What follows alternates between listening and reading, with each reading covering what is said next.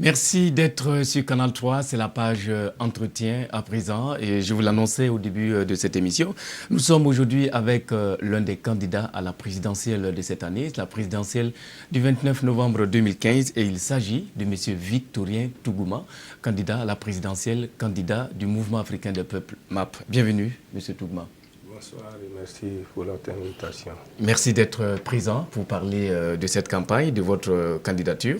Déjà, vous êtes sur le terrain depuis maintenant quelques 2 semaines. C'est la dernière ligne droite. Comment, de façon générale, vous trouvez la campagne qui se déroule? C'est vrai, beaucoup de Burkinabés avaient peur, n'est-ce pas, de beaucoup de choses, peur de quoi que plein de choses lors de cette campagne. Mais comment vous la trouvez à quelques jours de sa fin? Une très bonne campagne pour ce qui nous concerne parce que nous arrivons à respecter notre programme d'activité. Nous arrivons à réaliser nos activités comme souhaité. Et comme vous l'avez si bien dit, la campagne se passe vraiment de manière apaisée, ce qui est à mettre sur le compte des Burkinabés et qui ont, il faut le reconnaître, une grande maturité par rapport aux hommes politiques parce que les gens craignent que les Burkinabés ne soient instrumentalisés, mais nous sommes un pays d'hospitalité et de paix.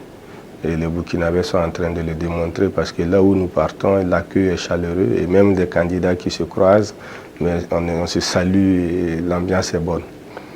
Alors, vous êtes sur le terrain.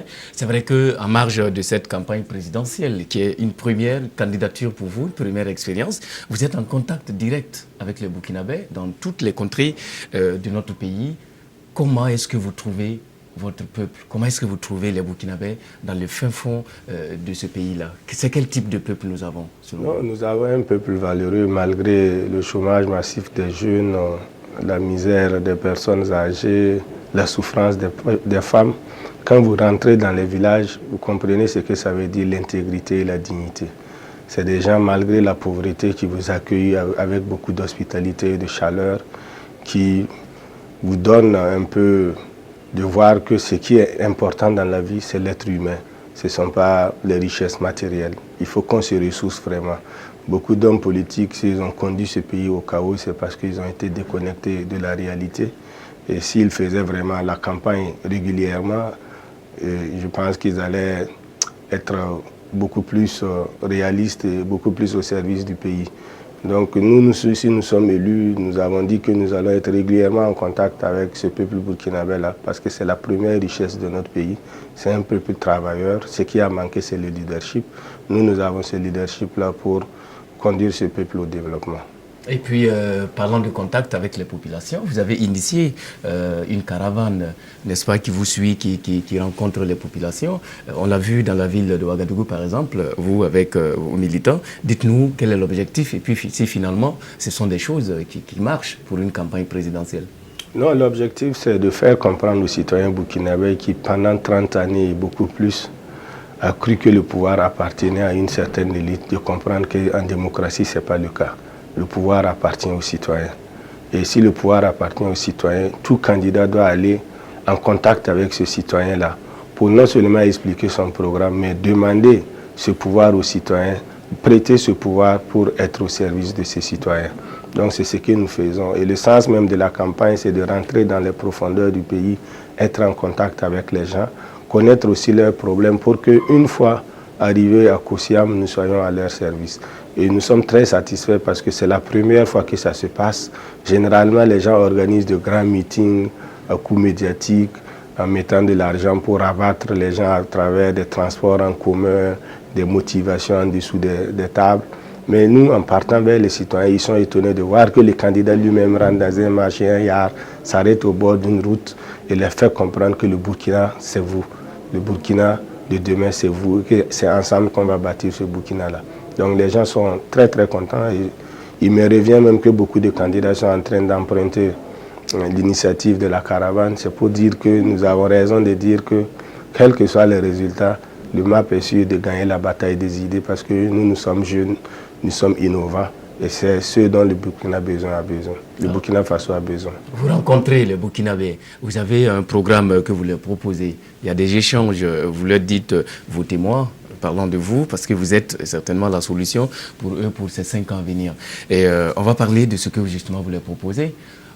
on va déjà parler de l'éducation. Vous le savez, le Burkina Faso est un pays qui a un peu mal dans son système éducatif. Beaucoup de choses quand même sont des réalités sur le terrain, beaucoup de choses à faire. On a par exemple que depuis 1991, nous sommes un pays qui allait avec le Fonds monétaire international, qui est un peu avec le système du PASS. Ensuite, nous sommes sous la SCAD, un système éducatif un tout petit peu dicté par les fonds, par nos bailleurs de fonds. Est-ce que vous avez, vous, la possibilité de faire autrement ou qu'est-ce que vous proposez pour résorber les questions d'éducation que nous rencontrons sérieusement dans ce pays? Non, on a la possibilité de faire autrement. On n'a même pas le choix que de faire autrement parce que notre système éducatif a montré ses limites. Ça produit beaucoup de chômeurs en fin de formation parce que c'est beaucoup plus de l'enseignement général qui ne peut pas répondre actuellement aux attentes des besoins en main-d'œuvre de notre, que ce soit pour l'administration publique et pour l'administration privée, surtout pour le privé parce que c'est le privé qui doit être le plus grand employeur. Donc il faut qu'on réforme ce système éducatif. Même la question du civisme dont on parle beaucoup actuellement au Burkina Faso est une des lacunes de notre système éducatif. C'est pour ça que nous allons réintroduire l'enseignement du civisme et des valeurs morales dès l'éducation primaire. Et pour ce qui est du secondaire, nous prévoyons la professionnalisation des parcours scolaires, c'est-à-dire faire en sorte que si vous êtes dans un bassin agricole ou bien dans une ville, que vous apprenez un métier une fois arrivé en classe de 3e ou de terminale, ce qui va vous permettre d'être opérationnel et de pouvoir travailler pour vous ou bien de vous mettre en société et de travailler avec d'autres personnes. Pour ce qui est de l'enseignement supérieur, vous savez que l'université est malade, alors que c'est l'université qui doit nous tirer vers le haut parce que nous sommes dans une économie et dans un monde de savoir. Donc il faudra mettre les moyens pour que l'université se porte mieux et nous allons donc construire des infrastructures pour augmenter la capacité d'accueil des étudiants, la capacité aussi des restaurations universitaires, parce que quand on a faim, ce n'est pas la peine de vouloir étudier, c'est carrément impossible. Il faut améliorer aussi les conditions d'études au niveau du laboratoire. Nous sommes dans un système universel maintenant, qui est le LMD. Malheureusement, les moyens n'ont pas suivi en matière de ressources humaines et d'infrastructures. Donc nous allons recruter beaucoup plus de professeurs. On parle de questions de chômage. Il y a des étudiants qui ont bac plus 5 qui rapidement pouvaient aller faire de la spécialisation pour revenir enseigner à l'université, mais qui n'arrivent pas à le faire. Donc il faut le faire rapidement. Il faut aussi moderniser les outils d'études des étudiants parce que le LMD nécessite des outils comme l'informatique, la connexion de haut débit pour que les étudiants puissent par eux-mêmes faire de la recherche. Donc tous ces moyens-là vont être alloués à l'université. Pour ce qui est de l'université aussi, il faut décentraliser l'université, construire beaucoup plus d'universités dans les régions et éviter que tout le monde vienne à Ouaga et Bobo et dans quelques universités. Il faut aussi des grandes écoles, pas seulement des universités, mais des grandes écoles pour qu'on puisse enseigner le commerce, le marketing, la logistique. Je suis un logisticien au niveau de l'université. C'est comme ça qu'on aura des métiers d'avenir et moins de chômeurs et des jeunes qui pourront prendre la responsabilité de développer ce pays. C'est vrai, vous parlez de l'enseignement supérieur.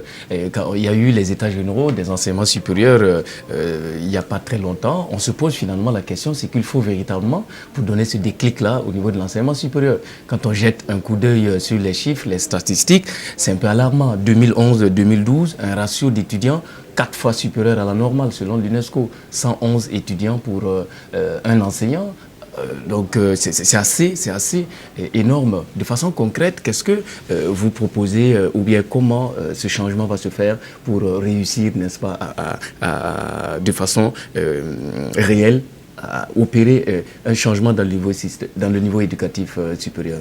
Non, le changement, c'est ce que nous avons dit. Il faut beaucoup plus de ressources humaines. Il y a des gens qui ont fait de bonnes études. Il faut leur permettre d'être enseignants à l'université. Ça va régler la question du chômage. Il faut aussi motiver ceux qui sont enseignants à l'université. Ils ont des salaires de misère. Il n'y a pas de raison qu'on fasse bac plus 10 et qu'on vienne être carrément quelqu'un qui ne peut même pas s'occuper de sa propre famille et qu'on a d'autres soucis à côté. Ce qui fait que des gens qui pouvaient enseigner à l'université, s'ils ont des opportunités ailleurs, préfèrent saisir ces opportunités-là que d'être des enseignants, alors que l'enseignement est un sacerdoce. Donc, il faut donner les moyens à ceux qui enseignent de faire face à leurs responsabilités, à leurs charges. Donc voilà quelques pistes de solutions que nous allons mettre en œuvre. On a parlé tout à l'heure des infrastructures. Je crois qu'il n'y a pas de fatalité. On ne peut pas dire que le Burkina a trop d'étudiants par rapport aux normes internationales. Nous n'avons même pas assez d'étudiants. Le problème, c'est qu'on n'a pas eu de vision en matière d'infrastructure et que le gros problème du Burkina, que ce soit en matière éducative et de santé et dans beaucoup de domaines, c'est la croissance démographique. Notre population augmente beaucoup. Beaucoup de candidats n'en parlent pas. Nous, nous disons qu'il faut que les Burkinabés comprennent qu'on ne peut pas continuer à avoir plus de 6 enfants par femme. Ça ne va pas être viable. Il faut revenir à maximum 4 enfants par femme. Et comme ça, nous allons stabiliser notre population et commencer à avoir un bonus démographique. C'est à partir de ce moment-là qu'on pourra maîtriser toutes ces questions qui sont liées aux services sociaux de base. Et qui parle éducation, surtout avec les jeunes. On parle aussi emploi. Dans le domaine aussi de l'emploi, il y a le chômage qui est un taux de chômage quand même assez important, avec des jeunes qui ont du mal à s'auto-employer et à réussir dans le domaine professionnel. Qu'est-ce que, selon votre programme, vous proposez, ou quelles sont en tout cas les pistes de solutionnement selon vous?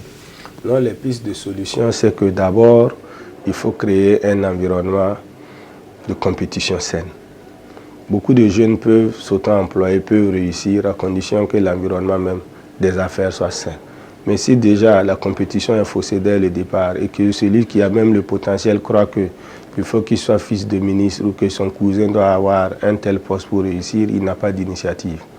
Donc ça d'abord c'est sur le plan psychologique et sur le plan réel où la justice doit être efficace. Maintenant, les solutions pratiques, c'est que nous disons que l'auto-emploi individuel, nous n'y croyons pas beaucoup à travers les financements des différents fonds de l'État parce que donner 100 000, 150 000 francs à un jeune pour créer une entreprise, c'est illusoire et c'est le conduire à l'échec. Mais nous préférons donc créer des petites sociétés de 5 à 10 personnes où nous allons augmenter le capital et les permettre de mutualiser leurs ressources par eux-mêmes. Donc ils auront plus d'argent, plus d'intelligence, plus de réseaux et ça c'est beaucoup plus viable et nous comptons créer en moyenne plus de 500 000 entreprises par an à travers ce schéma-là.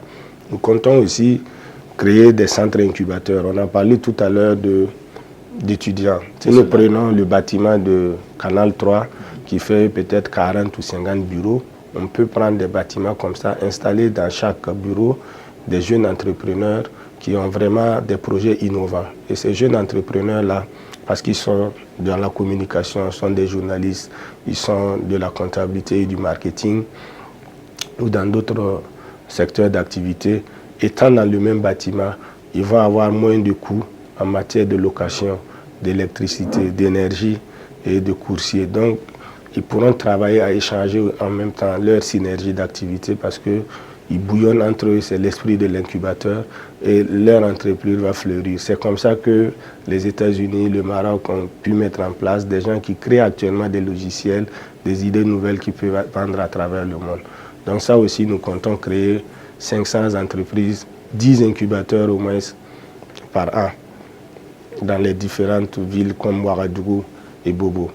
Nous voyons aussi que le bassin d'emploi se trouve aussi au niveau de l'agriculture. C'est cela. Voilà. L'agriculture est un secteur très important. Donc il faut qu'on arrive en aménageant les différents périmètres, parce que nous sommes très en retard. En faisant l'agriculture en toute saison, nous allons pouvoir produire et faire de la transformation locale. Transformation locale à travers les différentes filières là, qui vont employer beaucoup de gens. Si je prends la filière bétail, actuellement on peut faire beaucoup de choses en abattant les animaux ici pour les exporter dans la région de l'UEMOA, par exemple vers la Côte d'Ivoire, le Togo. Ça va nous créer non seulement beaucoup de potentiel et d'emploi, mais les produits dérivés aussi vont créer d'autres unités à côté. Donc voilà un peu des pistes de solutions que nous avons pour la question de l'emploi, qui est une question prioritaire pour notre programme de société. Alors, et en matière de santé maintenant, la santé aussi, un secteur assez vaste et aussi prioritaire, dont les Burkinabés, en tout cas, attendent beaucoup des candidats. Et en matière de santé, qu'est-ce que vous pourrez faire pour résoudre justement toutes ces questions de santé qui existent aujourd'hui? Les Burkinabés qui se soignent difficilement, moins d'hôpitaux, beaucoup de maladies nouvelles. Qu'est-ce que vous avez dans votre programme et qu'est-ce que vous leur dites justement en matière de santé quand vous les rencontrez? Non, nous leur disons qu'il faut qu'on rapproche la santé. Nous allons rapprocher la santé du citoyen, donc construire beaucoup plus de centres de santé. de CSPS pour approcher la santé du citoyen, relever le plateau technique des hôpitaux qui existent déjà. Quand vous partez à Yalagdo, c'est un véritable scandale. Donc il faut mettre plus de moyens, mais décentraliser la santé aussi pour que les régions puissent avoir certaines régions puissent être érigées en centres hospitaliers universitaires. Pour ce qui est des maladies nouvelles, la solution se trouve beaucoup plus dans une dynamique de l'UEMOA parce que nous sommes un parti panafricaniste. Si vous prenez le cas du cancer, on peut avoir un centre à Ouagadougou ou bien à Abidjan ou bien avoir dans le cadre de la dialyse par exemple un centre à Ouagadougou et un autre qu'il faut créer à Bobo parce qu'il n'y a pas de centre de dialyse à Bobo du Lasso, ce qui fait que ce n'est pas assez. Donc il faut des centres de soins spécialisés que nous allons créer. Mais aussi la question de la santé touche la question aussi des médicaments. Il faut baisser le prix des médicaments. Et comment on peut baisser les prix des médicaments? Il faut que dans la zone de l'UEMOA, on puisse avoir des unités de production de médicaments, notamment des médicaments génériques vraiment les plus utilisés. Et ça, si nous mettons cette politique-là en place dans le cadre de l'UEMOA, facilement dans certains pays côtiers où il y a beaucoup d'eau, où l'environnement est favorable, on peut le faire au lieu d'aller chercher les médicaments très loin comme en Inde ou en Chine, ce qui fait que les coûts sont assez élevés. Donc voilà quelques pistes de solutions pour la santé. Qui parle de santé aussi parle d'assainissement.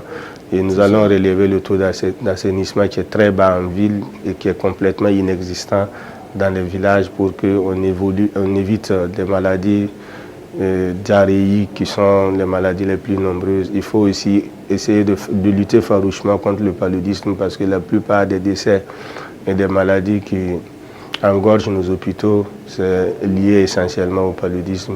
Beaucoup de pays comme la Tunisie ont pu vaincre le paludisme. Il n'y a pas de raison que le Burkina Faso n'y arrive pas. Très bien. Et en matière de santé, on l'a vu. Et parlons à présent des questions d'énergie, des questions de... C'est vécu ici par les Burkinabés dans les grandes villes. L'électricité, c'est un sérieux problème. Des connexions avec, des interconnexions avec des États voisins qui, bon an, mal an, fonctionnent en tout cas difficilement. Qu'est-ce que, de façon claire, vous proposez aux Burkinabés pour ces secteurs? Il y a l'énergie, vous aviez parlé de l'agriculture, en tout cas, il y a la sécurité alimentaire, parlant de l'autosuffisance alimentaire, mais déjà sur l'énergie, c'est deux points. Non, l'énergie, ce qui est fondamental, c'est déjà d'utiliser le solaire que nous avons.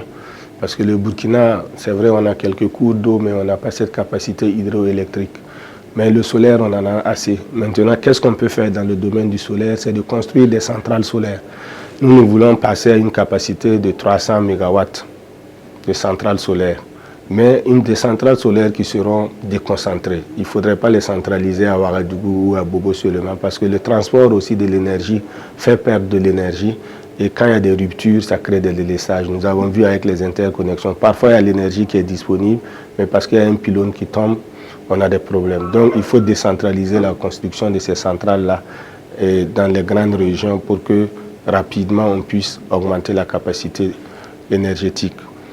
Aussi, il faut regarder les grands consommateurs d'énergie. Si je prends par exemple Canal 3, nous allons voir quelle est votre consommation d'énergie mensuelle et nous allons vous dire vous devez avoir 50% de votre consommation d'énergie en panneaux solaires. Donc le surplus que vous allez dégager, nous allons l'utiliser pour la consommation des ménages parce que les ménages ne consomment pas beaucoup d'énergie. C'est cette politique-là qui sera d'encourager les grands consommateurs ou de les obliger à utiliser le solaire aussi va nous permettre de dégager du surplus d'énergie pour les ménages. Pour les ménages maintenant dans les zones rurales, il faut subventionner les panneaux solaires. Mais quand on parle aussi d'énergie, pour ce qui est des unités de transformation, mieux vaut avoir des petites unités de transformation qui peuvent avoir leur panneaux solaires en même temps, leur énergie solaire en même temps pour la transformation que d'utiliser les énergies fossiles. Qui parle d'énergie aussi parle du coût du carburant. Quand nous sommes à Ouagadougou, nous voyons que le coût du carburant est élevé et ça plombe carrément notre dynamisme économique. Donc nous allons créer des prix qui sont indexés sur le coût du baril avec des prix planchers et des prix plafonds. Nous allons aussi parler du gaz butane parce que l'énergie aussi touche au gaz. Nous sommes un pays sahélien, le désert est en train d'avancer. Si nous voulons vraiment lutter contre la désertification, il faut qu'on arrête avec ces ruptures de gaz, là, ces femmes qui sont déçues de passer toute une journée, toute une semaine à aller chercher du gaz et qui retournent au bas de chauffe. Ce n'est pas protéger notre planète parce que nous sommes soucieux aussi de l'avenir de notre population et des générations futures. Donc nous ferons en sorte que tout cela soit disponible. En tout cas, les questions sont multiples. Il y a par exemple les questions de l'eau et bien d'autres. Mais ce que nous aimons toujours savoir avec les candidats, c'est justement, au-delà de toutes ces propositions, de toutes ces idées pour développer le pays, c'est comment finalement on compte le faire. Parce qu'une chose est de vouloir telle ou telle chose, tel ou tel projet, telle ou telle piste de développement. Mais est-ce que vous avez vraiment les possibilités d'emmagasiner le financement nécessaire pour réussir ce qu'en tout cas vous avez prévu faire au cours des 5 ans à venir si vous êtes élu? La première chose, c'est d'abord la qualité de l'homme qui est à la tête du pays. C'est comme si vous avez un véhicule. Si vous le donnez à un bon chauffeur, le véhicule va arriver à bon port. Si vous le donnez à un chauffeur, il ne va pas arriver à bon port. Et dans ce pays, il y a des gens qui ont géré ce pays pendant 30 ans, qui ont montré qu'ils sont beaucoup plus des chauffards parce qu'on a eu une insurrection et on a eu un coup d'État au bout. Donc ces gens-là ne pourront pas avoir des solutions pour le Burkina.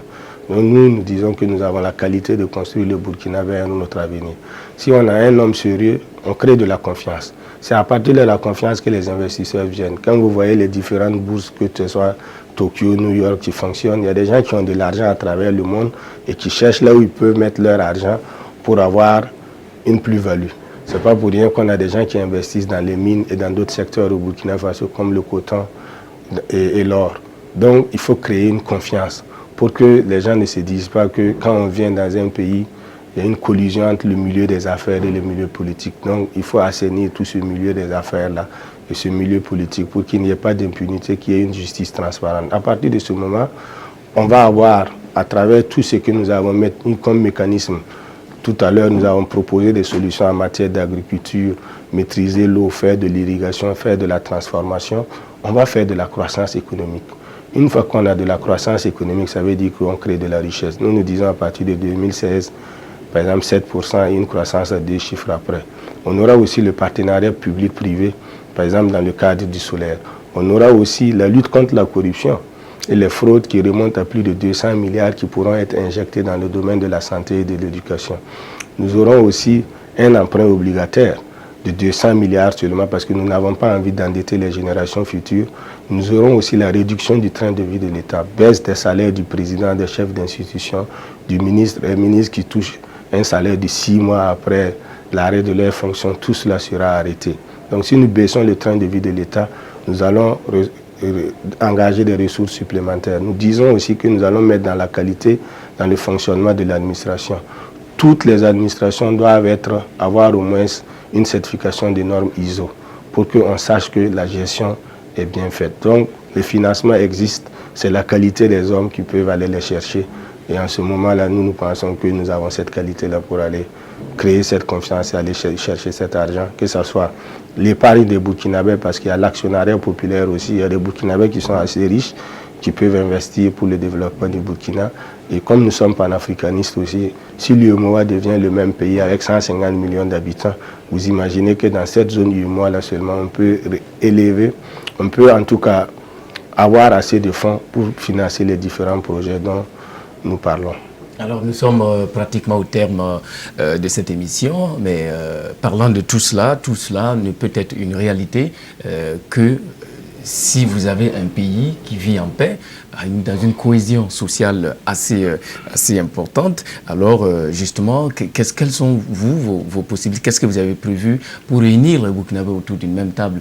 Parce que aussi, vous le savez, le pays a traversé beaucoup de crises, certains se disent être laissés au bord du carreau, et justement, comment construire avec tout le monde, comment réussir justement ce pari-là? Nous sommes un parti qui prône le dialogue, la réconciliation et la paix, parce que ce sont les fondements même du développement. Donc ce sont des valeurs qui sont intrinsèques aux membres. Maintenant, il n'y a pas de développement aussi sans la vérité et la justice. C'est pour ça que nous disons que rapidement, il faut... Comment arriver à concilier la recherche de la justice et en même temps réunir les Burkinabés sur un même idée? Non, mais il faut que tous ceux qui ont commis des crimes répondent de leurs actes. On n'est pas obligé de les emprisonner. Si on a volé de l'argent, on peut restituer ce qu'on a pris. Et puis on met ça dans le développement. Si on a tué quelqu'un, on peut reconnaître et la justice va passer. On a vu un modèle qui s'est passé en Afrique du Sud et ça a bien marché. Donc nous allons mettre en place 2 tribunaux spéciaux, un tribunal spécial contre les crimes de sang et un tribunal spécial contre les crimes économiques pour rapidement évacuer cet abcès-là pour que les Burkinabés puissent être réconciliés. C'est le pardon. On dit dans la vie, il y a le pardon. Si vous regardez le symbole du logo du MAP, c'est une case. Amoré, ça veut dire Sougou, dans beaucoup d'ethnies du Burkina. Sougri, ça veut dire le pardon. Là où il n'y a pas de pardon, il n'y a pas de développement possible. Donc, nous demandons aux Burkinabés de se pardonner. Mais ceux qui veulent le pardon doivent avoir le courage de dire oui, voilà les fautes qu'on a commises. Et on demande pardon. Quand on demande pardon, le pardon vous est accordé.